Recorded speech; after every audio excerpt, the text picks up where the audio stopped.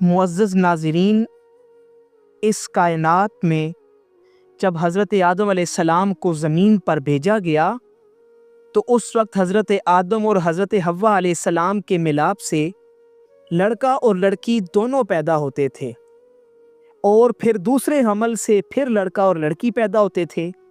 چنانچہ ایک حمل کے بہن بھائی کا نکاح دوسرے حمل کے بہن بھائی سے کر دیا جاتا تھا۔ چنانچہ حضرت آدم علیہ السلام کے ہاں ایک حمل سے حابیل پیدا ہوا اور اس کے ساتھ ایک بہن پیدا ہوئی جو بدصورت تھی۔ دوسرے حمل سے قابیل پیدا ہوا اور اس کے ساتھ ایک بہن پیدا ہوئی جس کا نام اکلیمہ تھا اور وہ خوبصورت تھی۔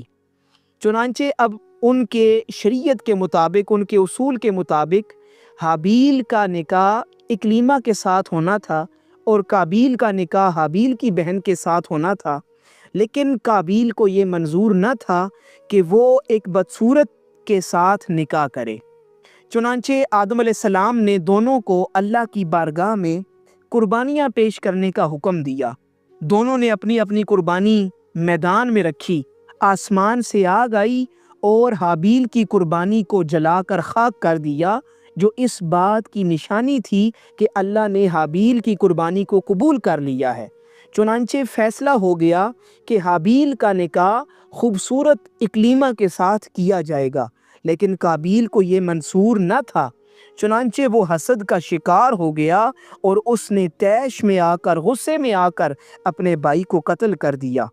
جب قابیل نے حابیل کو قتل کر ڈالا اور تھوڑی دیر کے بعد اس کی لاش میں سے بدبو آنے لگی تو اب قابیل کو پریشانی لاحق ہوئی کہ اب اس لاش کا کیا کرے، چونکہ اس وقت تک کوئی انسان مرا نہیں تھا، اس وقت تک زمین پر کوئی قتل نہیں ہوا تھا، اس لیے کسی کو لاش دفن کرنے کا طریقہ بھی معلوم نہ تھا۔ اب قابیل کو جب پریشانی لاحق ہوئی تو اللہ نے آسمان سے 2 کووں کو بھیجا۔ ایک کوے نے دوسرے کوے کو مارا اور مارنے کے بعد پھر زمین میں اپنی چونچ سے ایک گڑھا کھودا اور اس میں کوے کو ڈال کر اوپر سے مٹی ڈال دی۔ یہ منظر قابیل دیکھ رہا تھا۔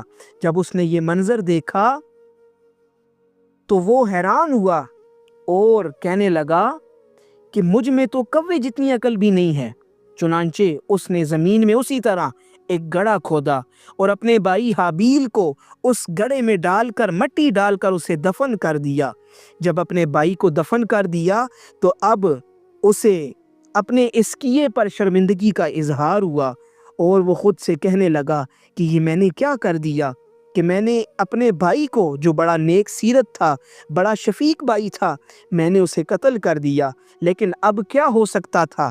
حضرات محترم، اس زمین پر جو سب سے پہلا گناہ تھا وہ یہی تھا کہ ایک بھائی نے حسد میں آ کر اپنے دوسرے بھائی کو قتل کر دیا۔